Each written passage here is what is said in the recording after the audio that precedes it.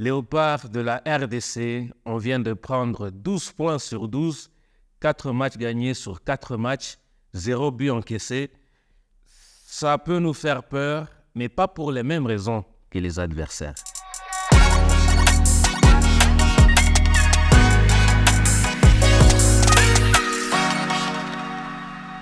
La RDC vient de se qualifier pour la CAN Maroc 2025 et pour l'instant, on est content parce que la mission est accomplie. Les garçons ont mouillé le maillot, le coach a bien travaillé.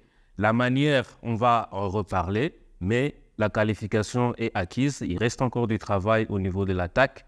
On n'a fait que 5 tirs au match aller contre la Tanzanie, 10 tirs au match retour chez eux. C'est encore très faible. Devant des grandes équipes, ce sera compliqué si on est mené au score.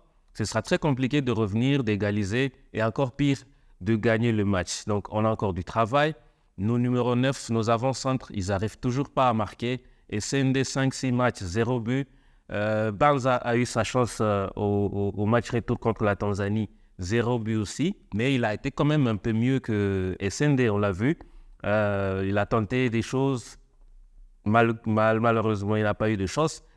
Il y a encore du travail. Au milieu de terrain, Kakuta, il va nous manquer. Il nous manque déjà. On a joué avec 3 milieux défensifs, Kayembe, Piquel et Mutusami.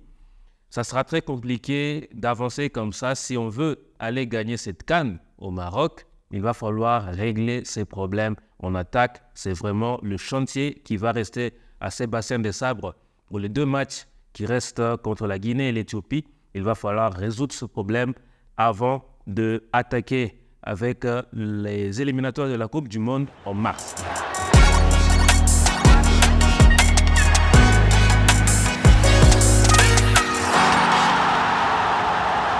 Après la qualification à cette CAN, il nous reste 2 matchs contre la Guinée et l'Éthiopie. Mais déjà, nos pensées vont déjà à la Coupe du Monde. La qualification à la CAN, c'est dans la poche. Mais nous sommes 3e seulement à la qualification dans les éliminatoires de la Coupe du Monde 2026. Derrière le Sénégal qui est 2e, le Soudan qui est premier avec 10 points. Nous n'avons que 7 points. Donc il va falloir gagner ces 2 matchs de mars contre chez nous à Kinshasa, le Soudan du Sud, et contre la Mauritanie à l'extérieur, parce qu'on n'a plus de marge de manœuvre. C'est un seul pays qui sera qualifié pour la Coupe du Monde dans notre groupe, et il va falloir que ce soit nous. Et pour l'instant, pour être honnête, il y a encore du travail, surtout au niveau de l'attaque, et il va falloir qu'on travaille tout ça avant mars. Nous pouvons utiliser les matchs contre la Guinée et l'Éthiopie ici en novembre pour voir comment régler les problèmes que nous avons en attaque pour qu'en mars et en septembre, surtout contre le Sénégal à Kinshasa, qu'il n'y ait aucun souci au niveau de l'attaque, qu'on gagne tous les matchs qui restent dans ces éliminatoires de la Coupe du Monde pour qu'on ait l'espoir de finir premier de ce groupe devant le Sénégal et devant le Soudan qui sont devant nous pour l'instant. Et ça ne sera pas facile parce que le Sénégal qui a changé de coach, le Soudan qui n'a pas dit son dernier mot, qui est premier jusque-là avec 10 points, c'est contre eux qu'il va falloir se battre. Et j'espère que Sébastien Desabre, il va prendre des dispositions pour résoudre nos problèmes, surtout en attaque, peut-être avec des jeunes. Pourquoi pas puiser dans les petits de U20, U23 qu'on a vu. Il y a quelques talents dedans pour renforcer chez les A.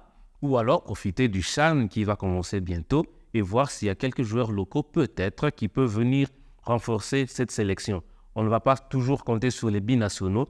À certains postes d'ailleurs, on voit que même chez les binationaux, on n'a pas de bons talents à ces postes-là, notamment au niveau des milieux offensifs. On n'a pas de remplaçant pour Kakuta jusque-là. Et si on veut aller à cette Coupe du Monde, il va falloir régler ce problème.